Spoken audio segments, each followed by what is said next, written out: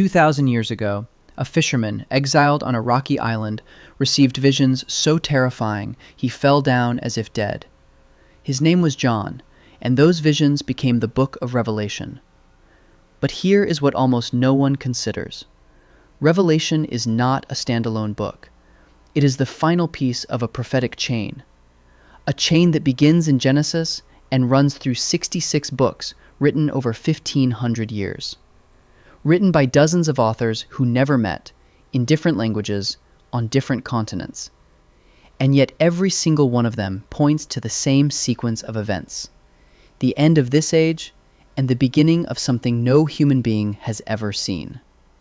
Today, we're going to take every biblical prophecy about the end times and put it in order. Chronological order, no skipping, no rush summaries, every detail in its place. I will warn you now, some of this will seem impossible. Some of it will feel like it is already happening, and some of it will give you chills. Let us start at the very beginning. In the 3rd chapter of Genesis, right after the fall of man, God speaks a sentence that changes everything. He says that from the offspring of the woman will come someone who will crush the serpent's head. But in the process, that someone will be wounded in the process.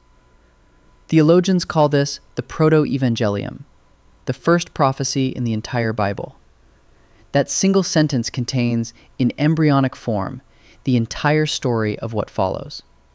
The cosmic conflict between good and evil, the promise of a deliverer, and the cost that deliverer will pay. Keep that image in mind. We will find it again at the very end of Revelation.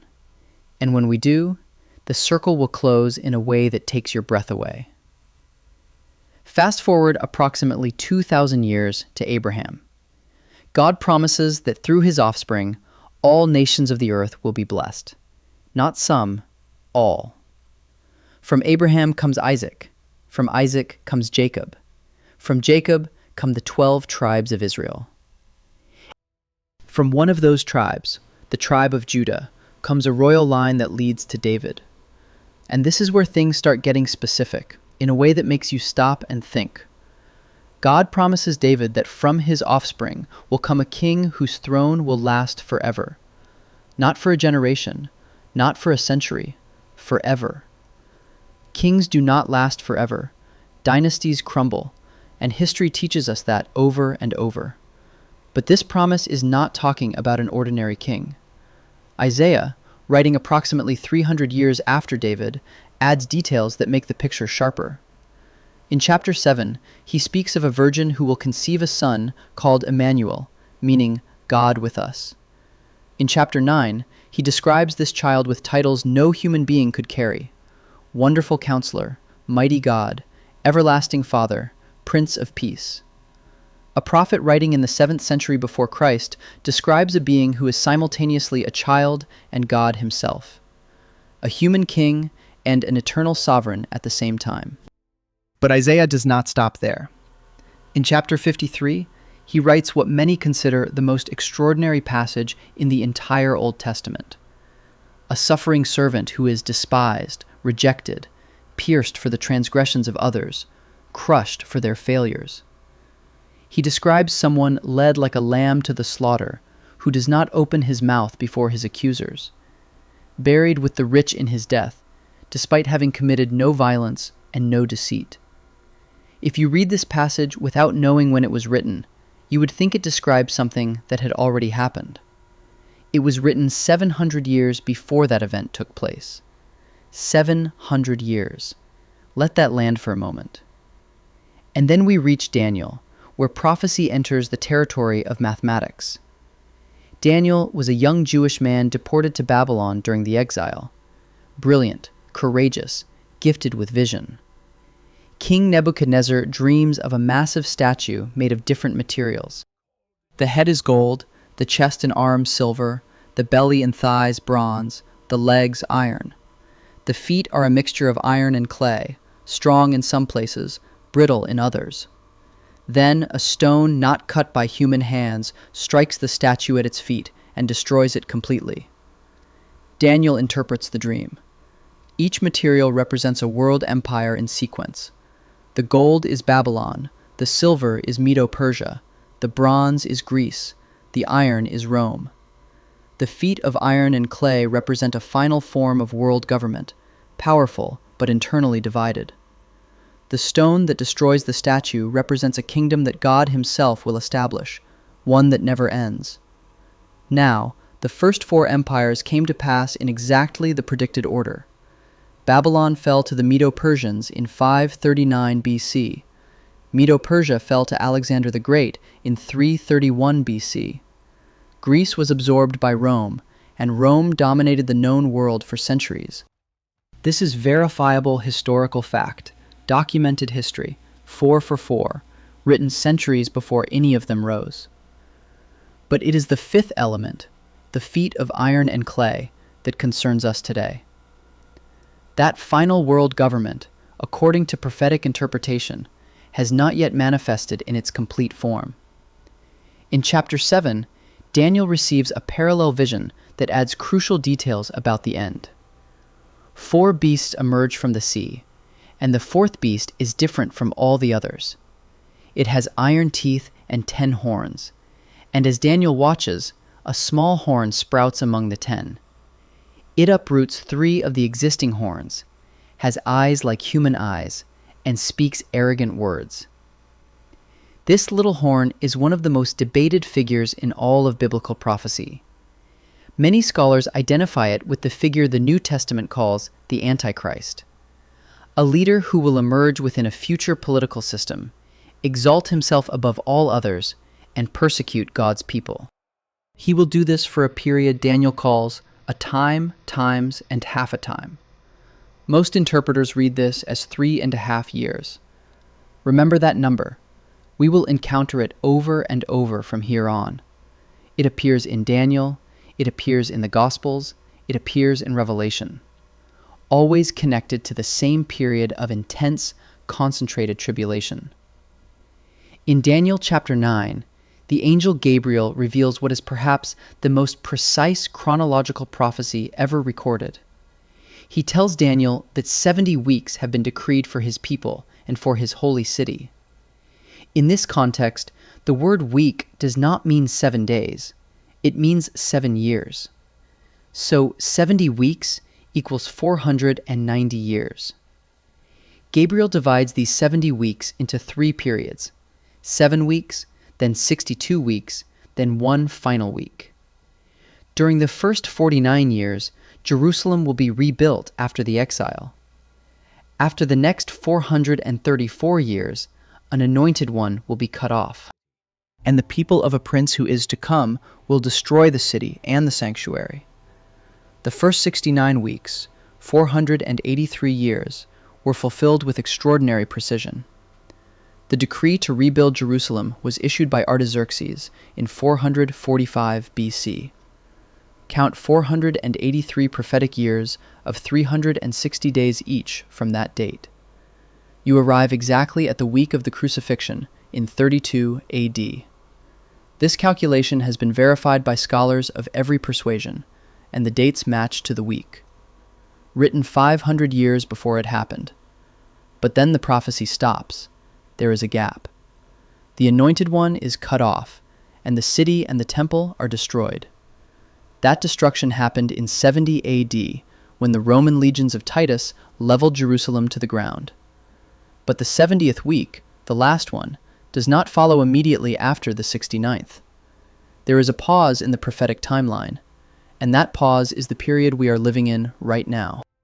What triggers the 70th week to resume is where this gets personal. Daniel says that a prince who is to come will confirm a covenant with many for 1 week, 7 years. In the middle of that week, he will put an end to sacrifice and offering, and he will commit what Jesus himself later calls the abomination of desolation.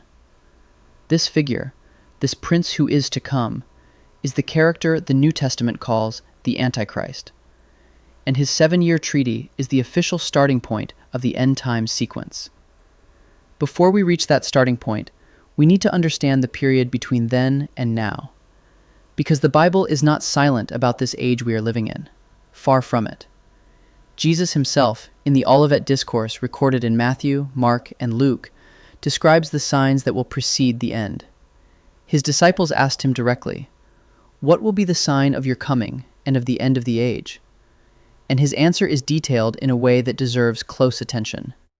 First, he warns them not to be deceived. Many will come claiming to be the Christ, and will deceive many. Then he speaks of wars and rumors of wars, nation rising against nation, kingdom against kingdom. But he adds something crucial. He says these things must happen, but the end is not yet. They are the beginning of birth pains. The Greek word he uses is odin, which literally means labor pains. And that is not a casual choice. Labor pains have a specific characteristic. They start spaced out and mild, then increase in frequency and intensity. Jesus is saying the signs of the end will work the same way. Wars, famines, earthquakes, plagues, all of these have always existed, but they will increase in frequency and intensity beyond anything the world has previously experienced. Beyond wars and conflicts, Jesus mentions famines, pestilences, and earthquakes in various places. He speaks of persecution of believers, of betrayal, of hatred multiplying. He says that because of the increase of wickedness, the love of most people will grow cold. And then he gives one of the clearest conditions for the end. This gospel of the kingdom will be preached in the whole world as a testimony to all nations, and then the end will come. Not every individual, but every ethnicity, every language group, every people on earth. According to organizations that track this data, thousands of unreached people groups still exist today, but that number is shrinking faster than at any other point in history. Paul, in his letters, adds more detail about the interim period we are living through. In 2 Thessalonians chapter 2, he speaks of an apostasy that must come before the day of the Lord. He says the rebellion must come first, and the man of lawlessness must be revealed.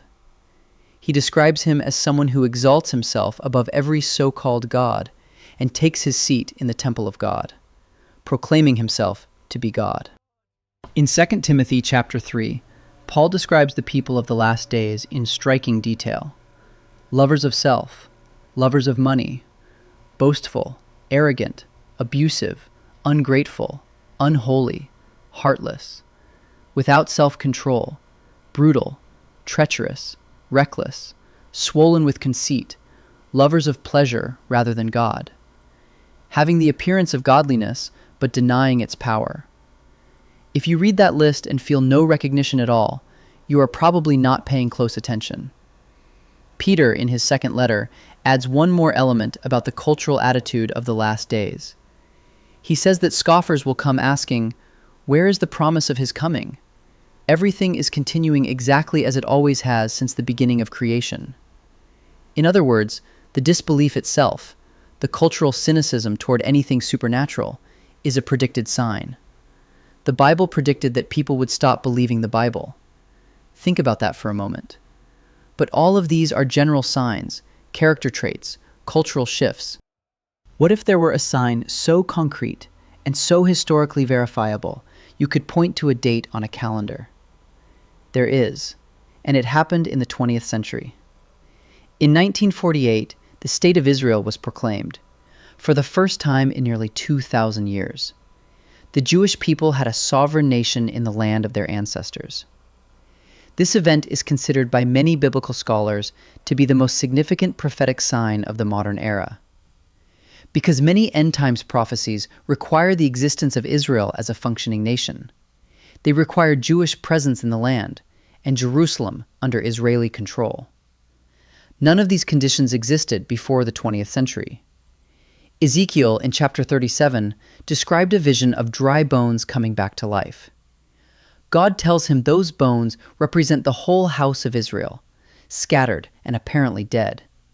And he promises to bring them out and take them back to the land of Israel. For centuries, this prophecy seemed impossible. The Jewish people were scattered across every nation on earth.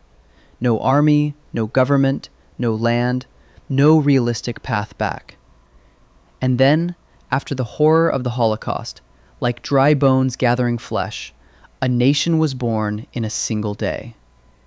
Isaiah had written something that sounds like a direct description of exactly that moment. In chapter 66, he asks, "Can a country be born in a single day? Can a nation be brought forth all at once?" On May 14, 1948, David Ben-Gurion read the Declaration of Independence of Israel. In a single day, a nation was born. The very next day, 5 Arab armies invaded from every direction, determined to destroy it before it could stand. Israel survived, against every rational military projection, against every odds assessment. It survived. A nation that had not existed for 2,000 years, surrounded by enemies, with a population of 600,000, against armies numbering in the millions. And it survived. In 1967, during the Six-Day War, Israel captured East Jerusalem and the Temple Mount. For the first time in nearly 2,000 years, Israeli soldiers stood at the Western Wall. That moment changed the geopolitical map of the Middle East and set in motion a chain that has not stopped. Jesus had said something very specific about Jerusalem in Luke chapter 21. Jerusalem will be trampled by the Gentiles until the times of the Gentiles are fulfilled. The times of the Gentiles refers to the period of Gentile dominance over the world stage. Many believe the return of Jerusalem to Israeli sovereignty in 1967 marked the beginning of the final phase. There is another category of signs worth examining before we enter the final sequence. Signs that concern technology, knowledge, and the shape of global society.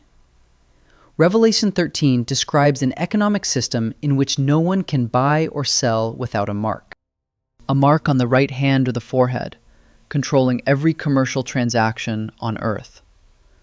For centuries, this was considered incomprehensible. How could any government control every transaction? It was technically impossible. And then the 21st century arrived. Digital payments, central bank digital currencies, biometric identity systems, facial recognition, subcutaneous microchips for payments already in use in some countries, mass surveillance powered by artificial intelligence tracking behavior in real time. For the first time in 2,000 years, what John described is not only technically feasible, it is under active development by governments and corporations around the world. I am not saying any current system is the mark of the beast. I am saying the infrastructure for it now exists. And that should make you think. Daniel in chapter 12 was told to seal up his book until the time of the end, when many shall run to and fro, and knowledge shall increase. For millennia, the fastest a human could travel was the speed of a horse. Within a single century, we went from trains to supersonic jets. Human knowledge once doubled every century. Today, by some estimates, it doubles every 12 hours. Daniel could not have understood what he was writing about. We can. Israel is a nation again. Jerusalem is under Israeli control. The technology for global economic control exists. Knowledge is exploding. Conflicts are intensifying, and the gospel is reaching the last unreached people groups. The conditions predicted by biblical prophecy are aligning in a way that has no precedent in history. All of this is the stage being set, the birth pains increasing in frequency. So if the stage is set, what is the event that tips the first domino? According to many biblical scholars, the next event on the timeline is what Paul describes in 1 Thessalonians. Paul writes that the Lord himself will descend from heaven with a shout and the sound of a trumpet. The dead in Christ will rise first. Then those who are alive and remain will be caught up together with them in the clouds. In 1 Corinthians chapter 15, Paul adds the detail that makes this event staggering. He says it will happen in a moment, in the twinkling of an eye. The dead will be raised incorruptible, and the living will be transformed and taken instantly.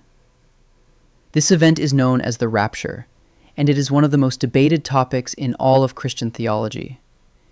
In an instant, without warning, millions of people will vanish from the face of the earth. Imagine the practical consequences of that single event. Planes without pilots, cars without drivers, hospitals without surgeons mid-operation, parents disappearing, leaving children alone, governments losing key personnel with no explanation. The chaos would be immediate, total, and completely unprecedented. And the world would desperately need an explanation.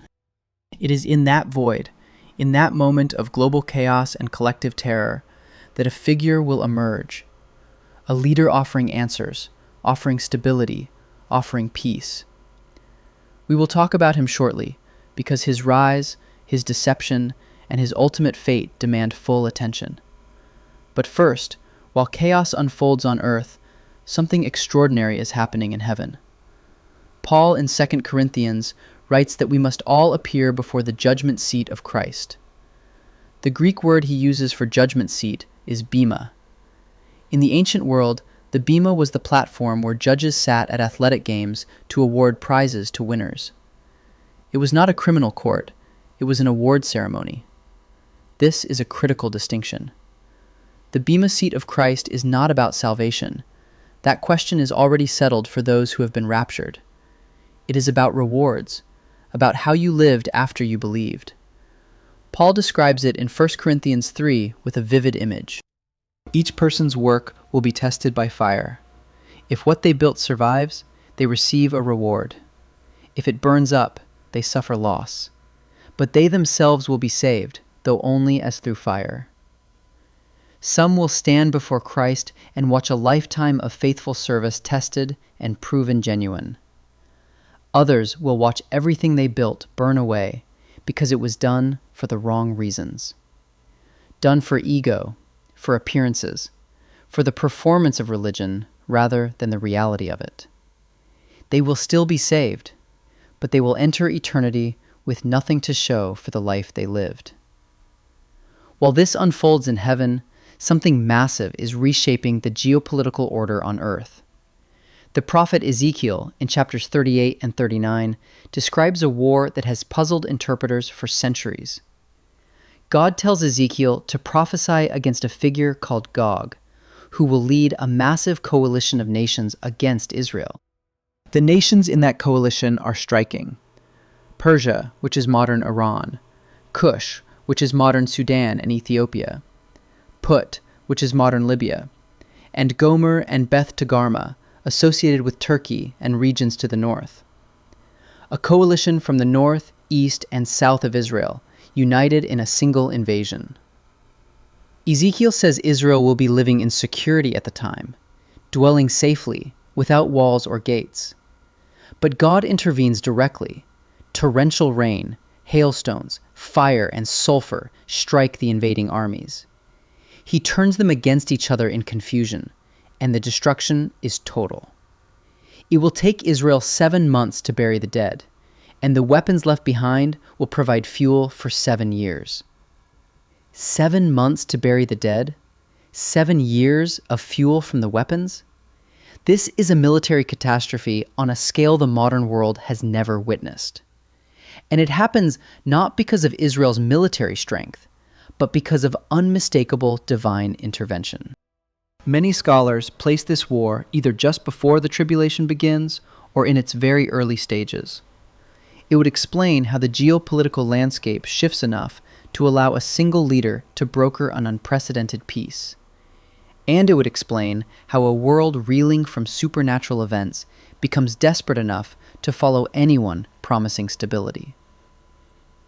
With the rapture behind us, the Bema seat unfolding in heaven, and the Gog-Magog war reshaping the earth, the stage is fully set for the figure the Bible has been pointing toward throughout its entire length. The New Testament calls him by several names. Paul calls him the man of lawlessness and the son of destruction. John calls him the Antichrist. Daniel describes him as the little horn and the prince who is to come. Revelation presents him as the beast that rises from the sea. Let us do something almost no one does. Take every single biblical description and build his complete profile. Because what emerges is far more nuanced and far more unsettling than most people realize. The first thing to understand is that the Antichrist will not present himself as a villain. He will not have horns. He will not wear black. He will not give obviously evil speeches. On the contrary, he will likely be the most charismatic, eloquent, and seemingly benevolent person the world has ever seen. Paul says his coming will be with every kind of power, signs, lying wonders, and every deception of wickedness. The key word is deception, not violence, not terror, deception. Daniel in chapter 11 describes him as someone who will obtain the kingdom through flatteries. Not through a coup, not through military invasion, through words, through promises, through diplomacy. Revelation 13 says the whole world marveled and followed the beast. The Greek word used indicates admiring wonder, not fear, admiration. People will follow him because they will be genuinely impressed, genuinely moved, perhaps even genuinely grateful. Daniel chapter 9 tells us this figure will confirm a covenant with many for 7 years. Many scholars believe this covenant will involve Israel and the Middle East, a peace treaty that nobody thought was possible, resolving what has been called the most intractable conflict on earth. The Israeli-Palestinian question, the status of Jerusalem, the future of the Temple Mount. Think about what that would mean. The leader who solves peace in the Middle East, who brings stability after the chaos of the rapture, who unites nations that have hated each other for generations. This is not a leader people will merely tolerate. This is a leader people will adore.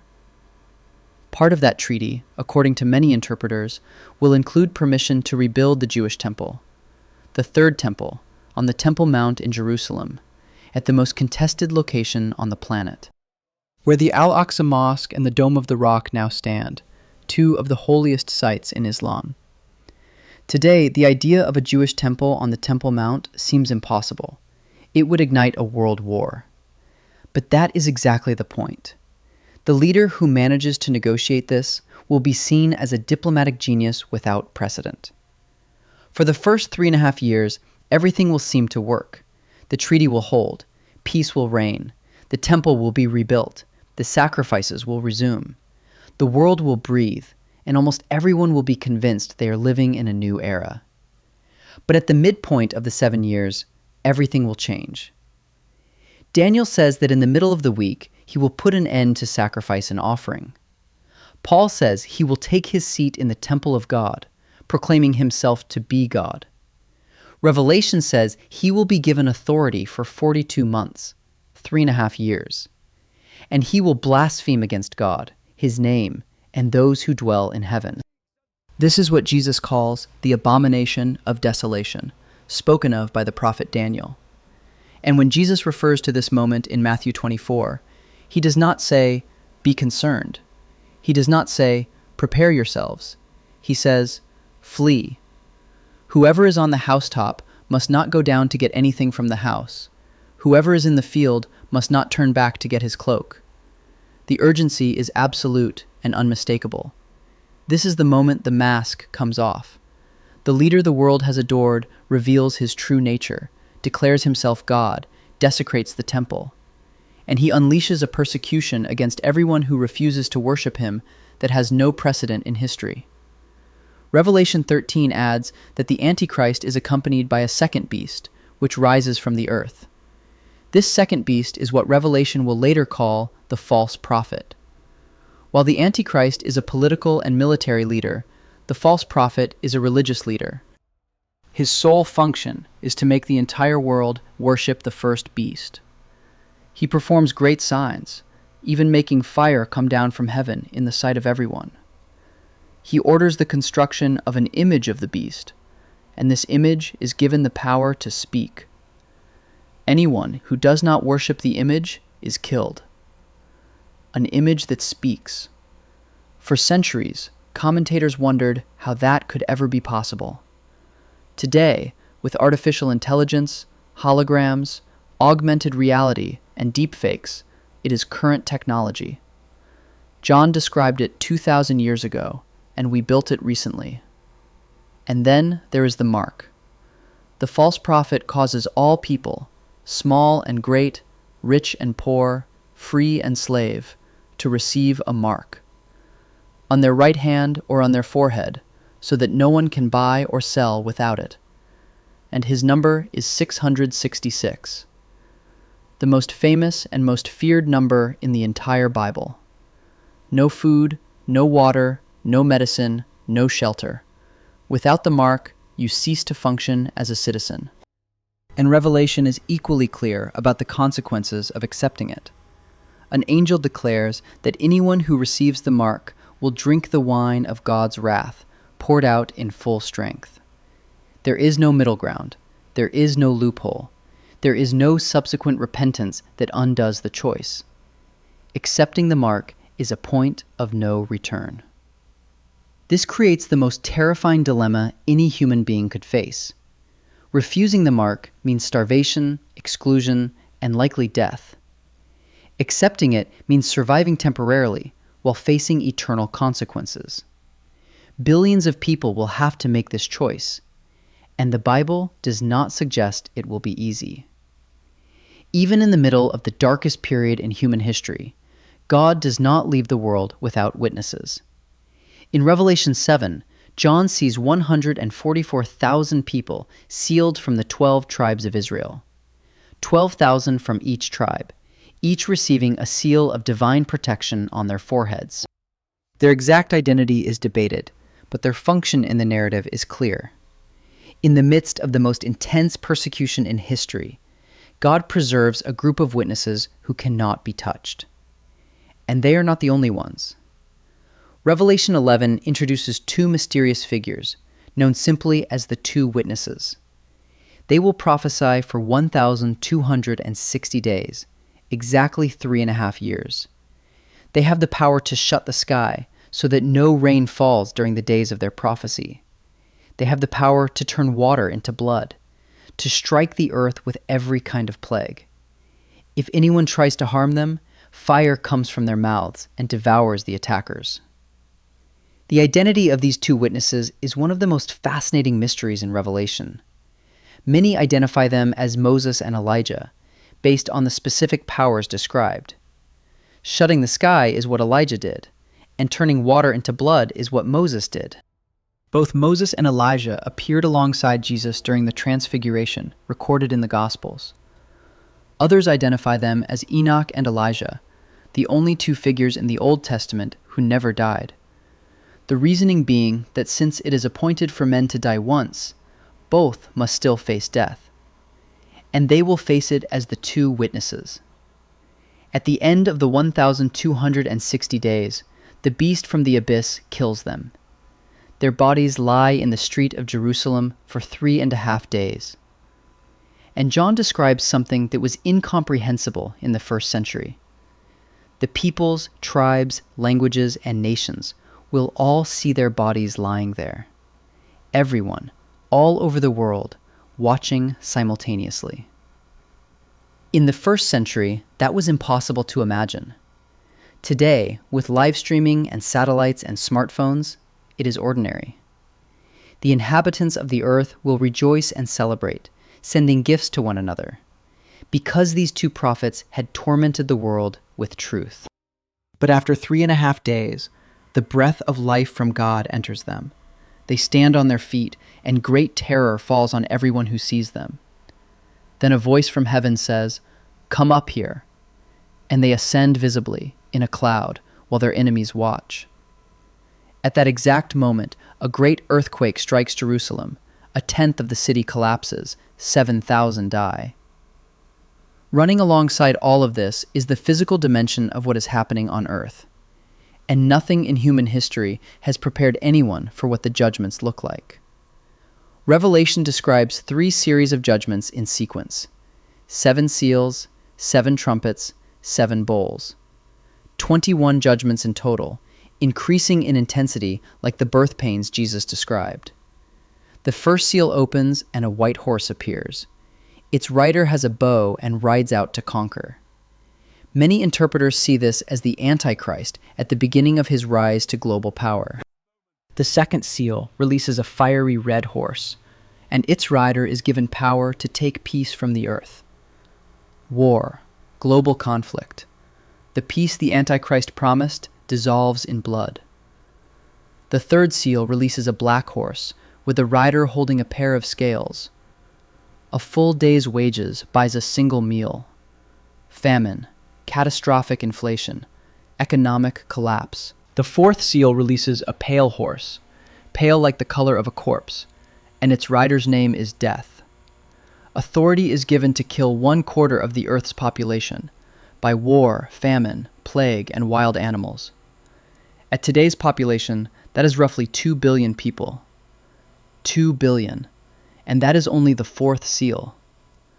The fifth seal shows John the souls of those already killed for their faith, crying out for justice. They are told to wait. More will come. The full number is not yet complete. The sixth seal brings a great earthquake, the sun turning black, the moon blood red, the stars falling. Every mountain and every island is moved from its place, and the most powerful leaders on earth hide in caves begging the mountains to fall on them. The seventh seal opens the second series of judgments, the 7 trumpets. The first trumpet, hail and fire mixed with blood hurled to earth, 1/3 of all trees burned, all grass gone. The second trumpet, a blazing mountain thrown into the sea, 1/3 of the ocean turns to blood. 1/3 of all marine life dies instantly, 1/3 of all ships are destroyed.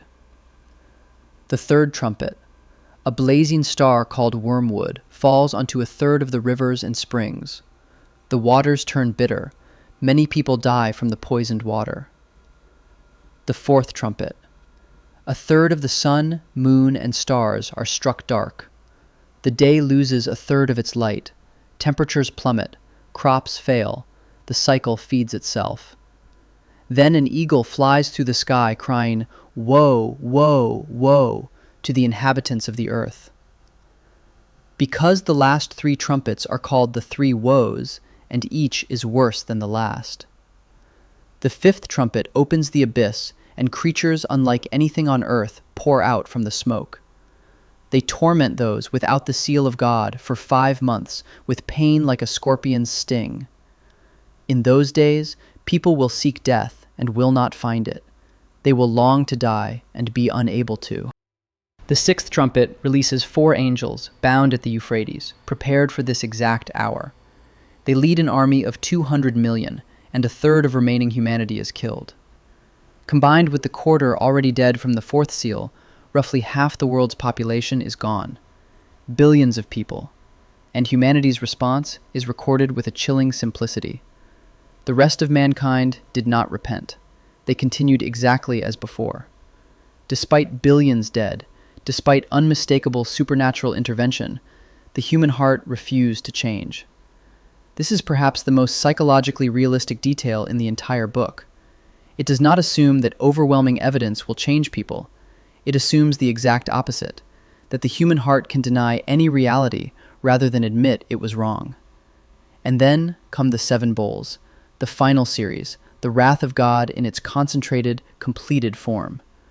Revelation introduces them with language that leaves no room for optimism.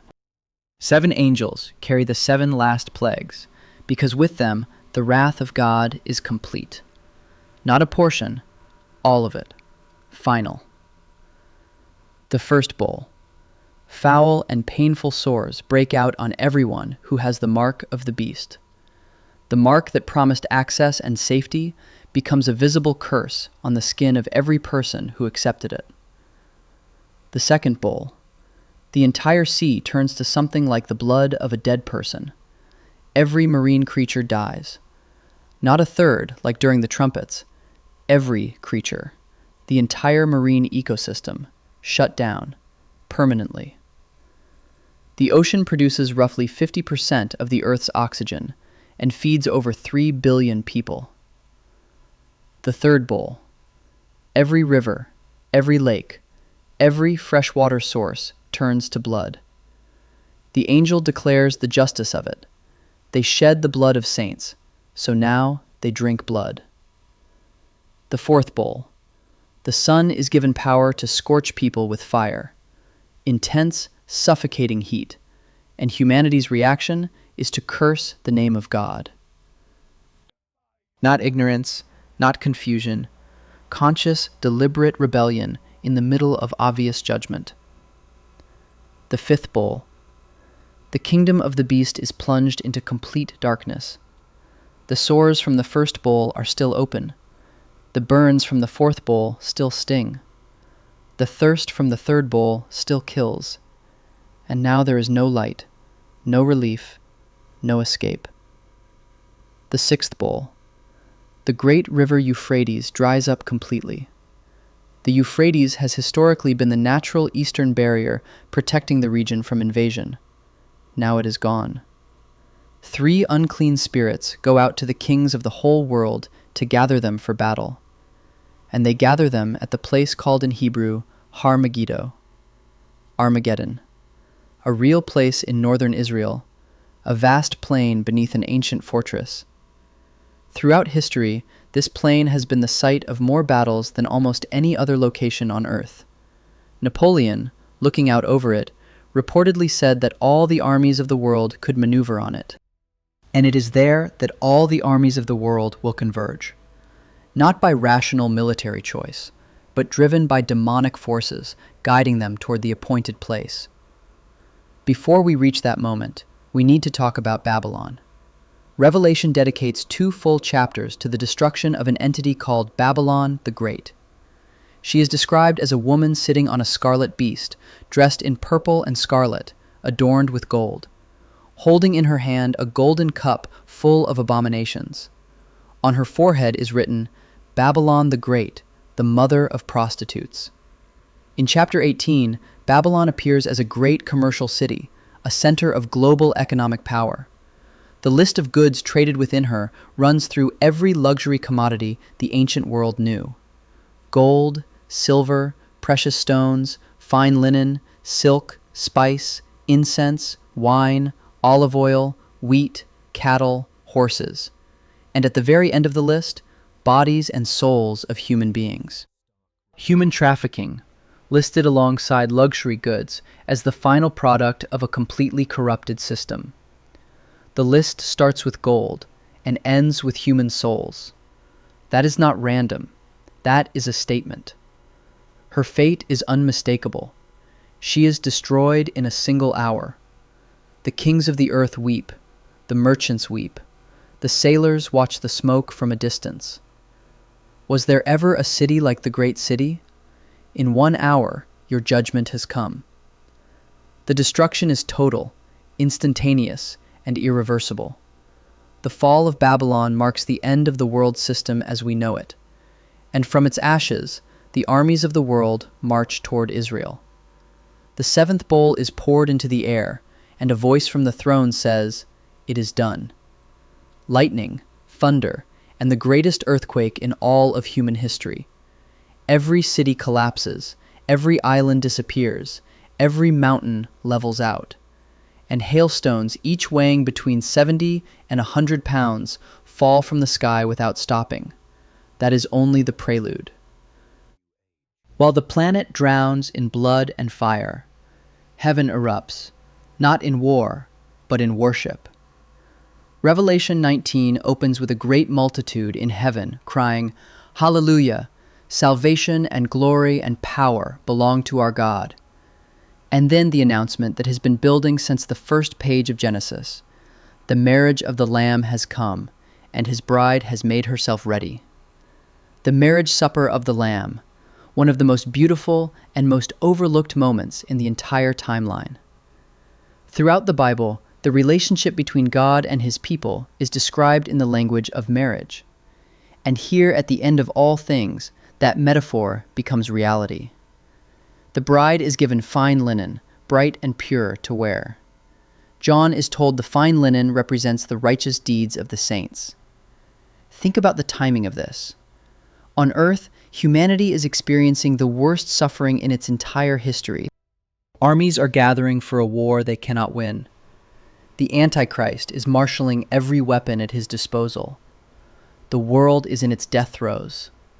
And in heaven, there is a wedding, a feast, a celebration of love planned before the foundation of the world. It is as if God is saying the final word of history is not judgment, not destruction, not wrath. The final word is love. And then the celebration pauses, and the doors of heaven swing open. John sees the sky open, not metaphorically, literally. A white horse steps through, and the one riding it is called Faithful and True. His eyes are like a flame of fire. On his head are many crowns. He is clothed in a robe dipped in blood, and from his mouth comes a sharp sword. On his robe and on his thigh a name is written, King of Kings and Lord of Lords. The armies of heaven follow him on white horses, dressed in fine linen, white and pure. This is the second coming, not as a baby in a manger, not as an itinerant preacher, as a warrior, as a king, as a judge. And the armies of the earth find themselves facing not another human army, but the creator of the universe. The battle, if it can even be called that, is brief.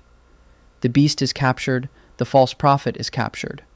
Both are thrown alive into the lake of fire that burns with sulfur. The rest are killed with the word that comes from the rider's mouth. All the military technology, all the weapons systems, all the nuclear capability of every nation, useless. Completely, absolutely, finally useless against a single word from the one who made everything. The prophet Zechariah had described this moment with additional detail. On that day, the Lord's feet will stand on the Mount of Olives, which is east of Jerusalem. The Mount of Olives will split in two from east to west, forming a great valley. The same Mount of Olives from which Jesus ascended to heaven in the book of Acts. The circle closes. And Zechariah adds, On that day the Lord will be king over all the earth. But the victory at Armageddon is not yet the final event. In Revelation 20, John sees an angel descending with the key to the abyss and a great chain. The angel seizes the dragon, the ancient serpent, the devil, Satan, and binds him for 1,000 years. He is thrown into the abyss, sealed, unable to deceive the nations for 1,000 years. During those 1,000 years, Christ will reign on the earth, not from heaven, from the earth, from Jerusalem. He reigns with those who were killed for their testimony, those who refused the mark. They come to life and reign with Christ for 1,000 years. This is called the first resurrection. What will this millennial kingdom be like? Isaiah, in chapter 11, describes an era when the wolf will live with the lamb, the leopard lying down with the goat, the calf and the lion together, led by a small child. A nursing child playing over the hole of a cobra without fear. A weaned child putting his hand near a viper. The earth full of the knowledge of the Lord, as the waters cover the sea. 1,000 years of peace under the direct rule of Christ, with Satan locked away, unable to deceive. If the story ended here, it would be the greatest resolution ever written. But it does not end here, and what happens next is the single most disturbing paragraph in all of Revelation. The 1,000 years end. Satan is released from his prison. He goes out to deceive the nations and gathers them for battle. Their number is like the sand of the sea. Stop and let that land. After 1,000 years of perfect governance under Christ visibly present on the earth, after 1,000 years of peace, justice, abundance, and harmony, a countless multitude still chooses rebellion the moment they are offered the chance. This is perhaps the most theologically profound passage in all of Revelation. It demonstrates what the Bible asserts from beginning to end. The problem with humanity is not the environment, not poverty, not lack of good government. The problem is in the human heart itself. Even under perfect conditions, with every excuse removed, the human heart is capable of choosing rebellion. But this rebellion lasts an instant. Fire comes down from heaven and devours them. And the devil is thrown into the lake of fire and sulfur, where the beast and the false prophet already are, and they will be tormented day and night forever and ever. The dragon, the beast, the false prophet, the counterfeit trinity, together in the same place for eternity. And then comes the most solemn moment in the entire Bible. John sees a great white throne, and from his presence earth and sky flee away. The physical universe as we know it ceases to exist. Every human being who has ever lived and died stands before that throne. The books are opened, every action recorded, every word, every thought, every moment of every life. And the book of life is opened. Anyone whose name is not found written in the book of life is thrown into the lake of fire. There are no loopholes, there are no appeals, there are no second chances. The book of life is open, and your name is either in it or it is not. And with this judgment, the entire history of humanity as we have known it comes to its conclusion. But the story does not end with judgment, because what comes next is not an ending. It is the beginning of something that has no end. Then John saw a new heaven and a new earth, for the first heaven and the first earth had passed away. Not reformed, not restored, new. And he saw the holy city, the new Jerusalem, coming down out of heaven from God, prepared as a bride, adorned for her husband. A loud voice from the throne declares, "Behold, the dwelling place of God is with man. He will dwell with them. They will be his people, and God himself will be with them as their God. He will wipe away every tear from their eyes. Death shall be no more. Neither shall there be mourning, nor crying, nor pain any more." Stop on those words. They are not an abstract concept. They are a concrete and specific promise. Every tear, not some, every tear. The weeping of a mother who lost a child. The sorrow of those who lived in loneliness.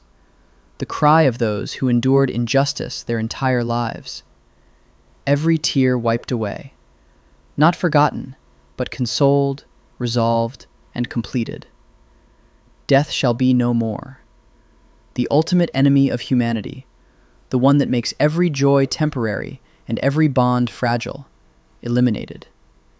And the one on the throne says, "Behold, I am making all things new." Not all new things, all things new. He is not replacing creation with something different. He is renewing what exists, completing what was begun, bringing to perfection what sin had corrupted. The New Jerusalem descends from heaven like a gift, like a promise kept after millennia of waiting. The angel measures it, 12,000 stadia in every direction, length, width, and height. In modern measurements, approximately 1,400 miles on each side. 1,400 miles is roughly the distance from London to Athens. Imagine a city stretching that distance in every direction, including straight up into the sky. Whatever you are picturing right now, it is not large enough. The wall is jasper. The city itself is pure gold, like clear glass. The 12 gates are 12 pearls, each gate made from a single pearl. The streets are pure gold, transparent as glass. But the most extraordinary detail is not what is in the city, it is what is missing. There is no temple in the city, because the Lord God Almighty and the Lamb are its temple. There is no longer any separation between God and man. The barrier raised in Genesis, when humanity was driven from the garden, has been removed forever. The city has no need of sun or moon. The glory of God is its light, and the Lamb is its lamp. There is no night there. And then John sees something that closes the circle opened in the very first chapters of Genesis. The river of the water of life, bright as crystal, flowing from the throne of God and of the Lamb. And on either side of the river stands the tree of life, the same tree that stood in the Garden of Eden, from which humanity was separated after the fall. Now accessible, bearing fruit 12 harvests a year, its leaves for the healing of the nations. And the curse spoken in Genesis 3, The curse that brought death, pain, and fracture into the world is gone. No longer will there be anything accursed. Think about the architecture of this story for a moment. The Bible opens with a garden. It closes with a city. It opens with a tree of life humanity is forbidden to touch. It closes with that tree freely given. It opens with God walking with man. It closes with God dwelling with man permanently face to face. It opens with a curse. It closes with, no longer will there be anything accursed. Every thread torn in Genesis is rewoven in Revelation. Every wound healed, every question answered, every promise kept. They will see his face. Throughout the entire Old Testament, this was impossible. Moses asked and was told, "No one can see my face and live." In the New Jerusalem, that limitation is gone. Face to face, without a veil, without a mediator, without fear. The thing that was most forbidden becomes the everyday reality of eternity. And they will reign forever and ever. Not just exist, not just survive, reign. Humanity was created to rule, and in the new creation, the original design is finally and fully restored. Let us step back now and look at the complete road we have traveled together. It begins with a promise in a garden. The offspring of the woman will crush the serpent's head. It moves through Abraham, through David, through the prophets. Isaiah describes a suffering servant and an eternal king. Daniel maps the rise and fall of empires and pins the timeline to specific years. Ezekiel sees dry bones come to life and describes a renewed Jerusalem. Zechariah sees the Lord's feet standing on the Mount of Olives. Then the gap, the age of the church, the time we live in now. Marked by the spread of the gospel, the rebirth of Israel, the rise of technology that makes prophecy feasible, the increase of knowledge, the increase of travel, the increase of wickedness, the birth pains accelerating. Then the rapture. Believers vanish in an instant. The world plunges into chaos, seeking an explanation. In heaven, the Bema seat. Believers stand before Christ. On earth, the Gog-Magog war. A coalition invades Israel. 7 months to bury the dead. 7 years of fuel from the weapons.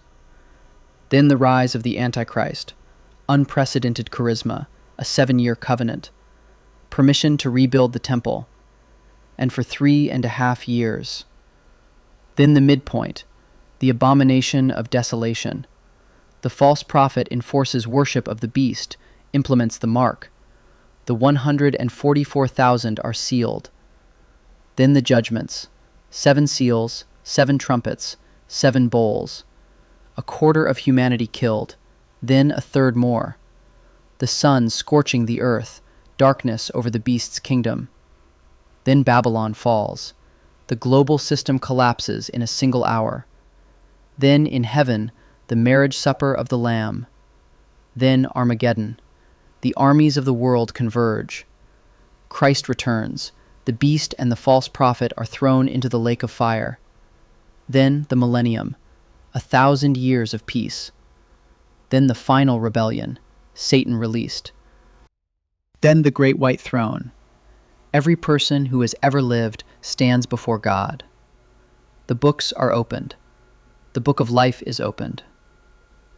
And then the new heaven and the new earth, the new Jerusalem descending.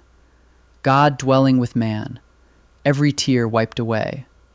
An eternity that stretches beyond anything the human mind can conceive. That is the timeline, from Genesis to Revelation, from a garden to a city, from a curse to a restoration, to the thundering voice of the one on the throne saying, "Behold, I am making all things new." Now, I want to say something directly to you. Whether you believe every word we have walked through, there is something you cannot honestly deny. This narrative has a coherence that is staggering. Written over 1,500 years by dozens of authors who never coordinated with each other. It tells a single story, with a single arc, that resolves every thread it opens. No other collection of texts in human history does this. None. The prophecies about the first coming of Christ were fulfilled with mathematical precision. The nation of Israel was scattered for 2,000 years. The technology necessary for the mark of the beast did not exist until our lifetime. The conditions Jesus described as birth pains are intensifying. You can dismiss all of this as coincidence. You can. But the question is whether that is the most honest conclusion. Because if even a fraction of this timeline is accurate, we are not living in ordinary times.